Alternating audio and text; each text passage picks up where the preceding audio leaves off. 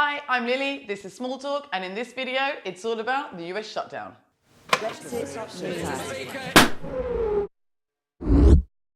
Back in December, the US government experienced a shutdown, which extended all the way until the end of January this year, making it the longest in US history. It was all very dramatic. We had stories about 800,000 workers unpaid, queues at food banks, the airports in crisis. Even Cardi B waded in to give her 2 cents. This shit is really fucking serious, bro. Now there's talk that it could happen again. So what is a government shutdown and why does it matter? Basically, parts of the US government shut down until Congress and the government can decide how to spend its money. If Congress and the government can't agree on how to spend these funds by the 1st of October and the start of the fiscal year, 2 things happen. 1, they pass a continuing resolution, which temporarily continues last year's agreement until they can reach a new one. 2, if even that is impossible to agree on, there is a shutdown of some government services.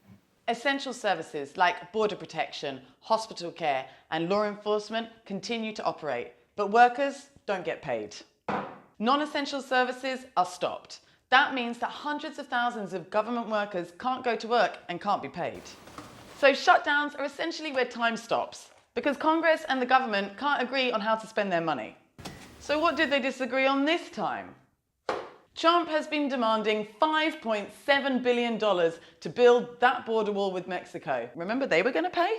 He said he would not sign spending bills that didn't include money for his wall. But Democrats refuse to approve this. They will assign funding for border security, but no wall.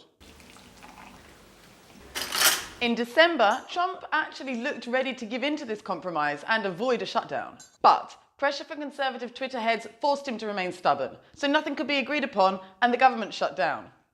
Most Americans blamed President Trump for the shutdown, and with increasing chaos at airports, he had to give in. But don't you dare say he caved. In the end, he agreed to temporarily fund the government until the 15th of February, this Friday.